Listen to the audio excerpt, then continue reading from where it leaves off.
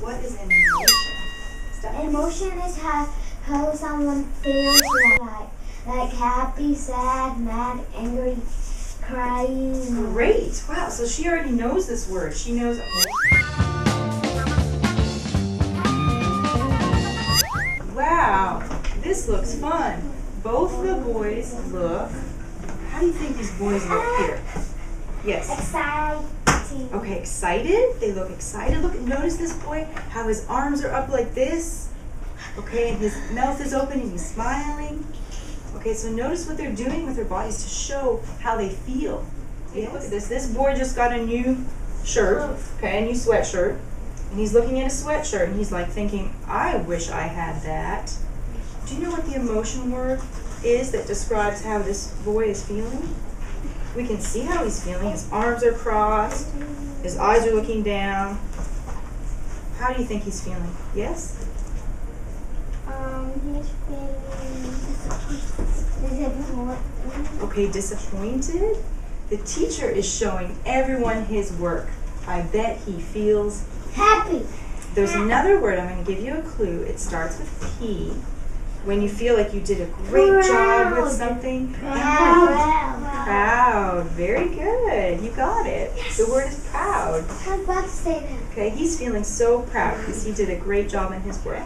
So inside of this container, I have some emotion words. And we're going to play a little game of charades. Now what you do in charades is you're going to act it out. But you can't tell anybody else what the word is.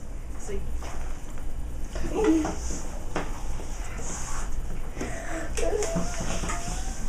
OCL? Drinking. You're on the right track. What's the word that describes that? There's another word. Celeste? Crying. Good try. Stephanie? Thirsty. Is that the word? Aline? You got it.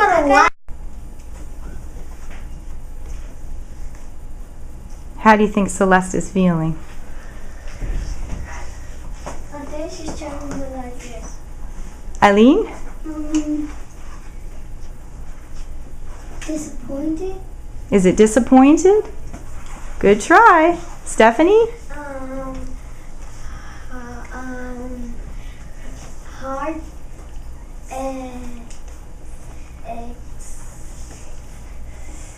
Tired. Is it tired? No, it's not tired. Good try though. That's what I was thinking too. Christina? Sad. Sad? Stephanie, how do you think Emily's feeling? Worried. Did she guess it? Yes. Wow, good job, Stephanie. Did you think it? Okay, choose someone. Justin Bieber. Celeste? Hungry? Is that it? Yes. Okay. Okay, this poem is called The Sleepy Dragon by Irene Rowley. Okay, the sleepy dragon. A dragon awoke in his mountain lair. His lair means a home. Okay, that's what a lair is, a home. He lives in the mountain. Where he'd slept for 1,000 years. Can you imagine? His scales were dusty. Now the scales on a dragon look like this. So let's pretend this is his skin. Okay, and he has like lines and, okay, those are scales. So his scales were dusty. There was some dust on his skin because he had been sleeping for so many years. And then his throat was dry. So think about if you hadn't drank any water or anything for 1,000 years, how your throat would feel. Okay, really, really dry, like you were really, really thirsty. His wings wouldn't fly. Okay, so normally a dragon can fly, but his wings had been sleeping for so long, he couldn't fly. His throat was croaky. You know when you first wake up in the morning, you go, good morning, and you can't speak very clearly sometimes? Yes, when you wake I up. So that is croaky. Or when you're sick, and you have a cough and you try to speak, and that is when your voice is croaky. Croaky, that's the word croaky. His fire was smoky, so he breathes fire, but no fire was coming out. It was only smoke coming out. Tell me which two words rhyme when I read this part.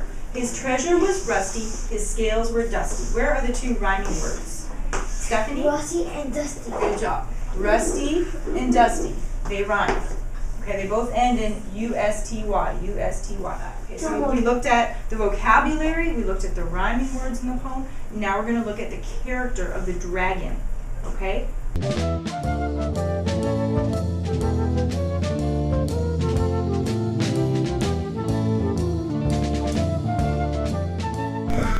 What part of the poem did you like? I like when the fight when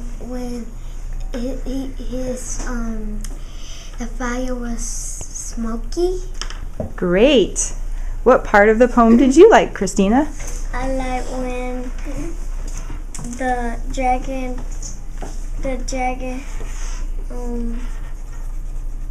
treasure was rusty, that he cannot scratch his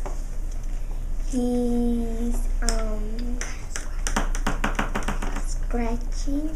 I like when he sleep 1,000 years more. How do you think the dragon felt when he woke up? I think you feel happy because you slept for 1,000 years. Great.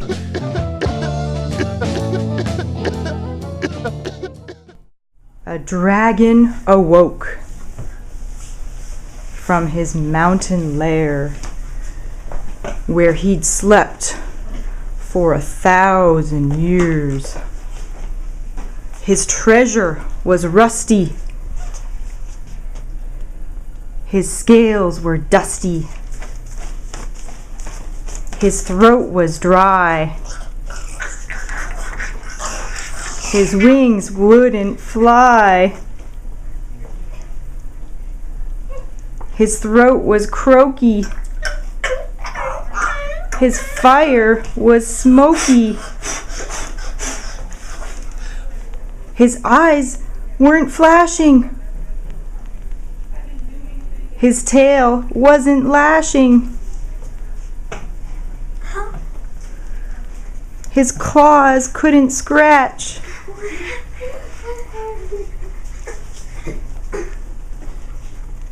Though he tried, so he sighed and stretched himself over the floor and went back to sleep for 1,000 years more.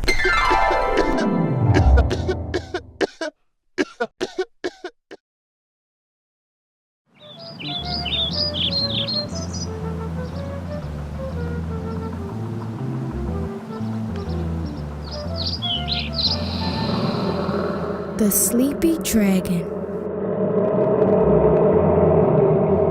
A dragon awoke in his mountain lair, where he slept for 1,000 years.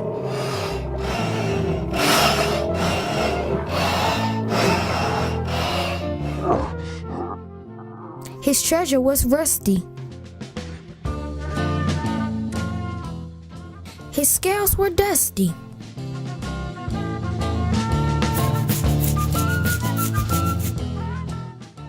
His throat was dry.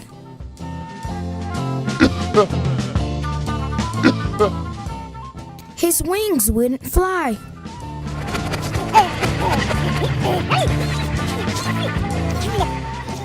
His throat was croaky.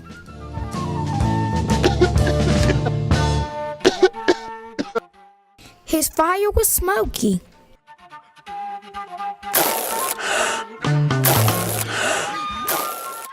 His eyes weren't flashing.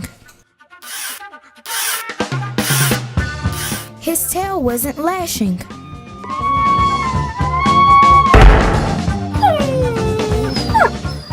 His claws couldn't stretch though he tried.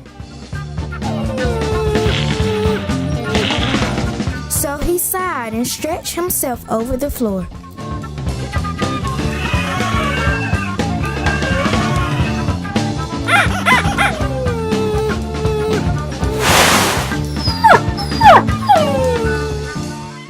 and he went back to sleep for 1,000 years more.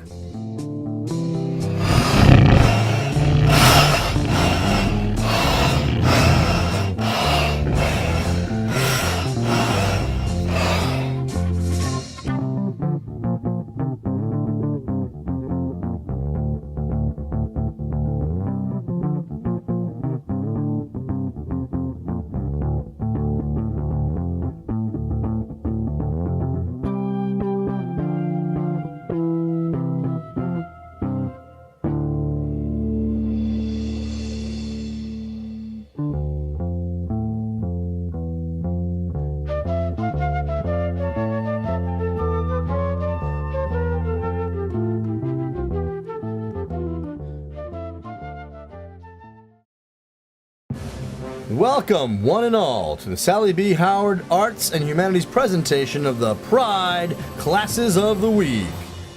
The winners are chosen and honored by the Arts and Humanities team. Mr. Howe's class!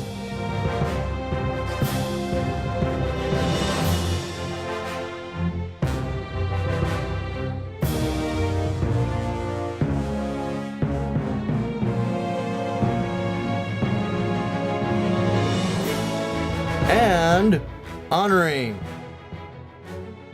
Ms. Taybron's kindergarten class.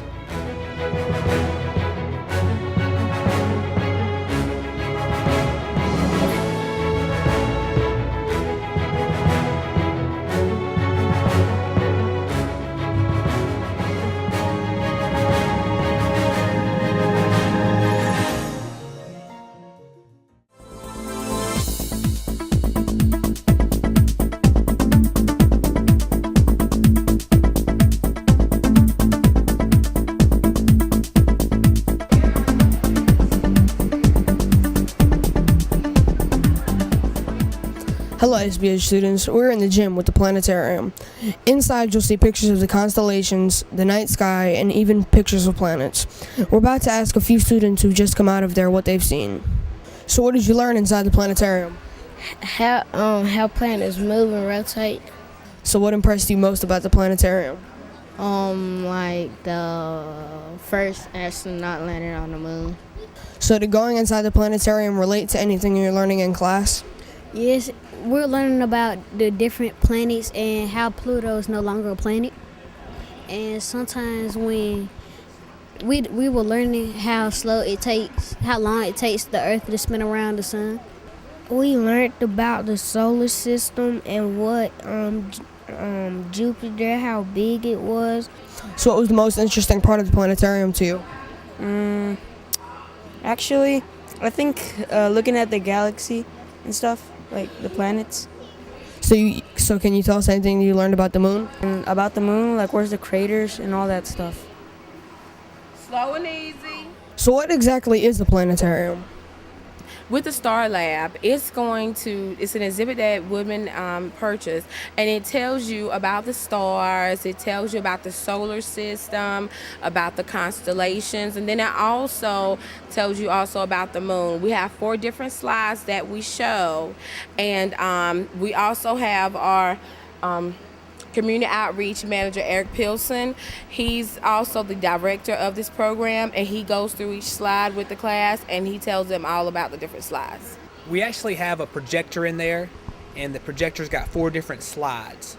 One is on the stars, one is on the constellations, one is on the moon, and the other one's on the Milky Way galaxy.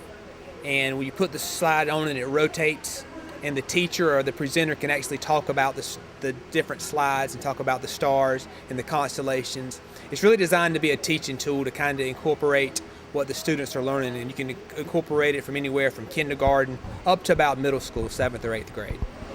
In the exhibit, we saw many constellations that related to what we learned in class, just like the mythological stories and how they made constellations, like how Orion was made and how he was a great hunter, and we saw him inside there, and the Big Dipper and the Little Dipper, and Perseus, which was the one who killed Medusa, and how he was holding her head and he's inside the inside of the constellations.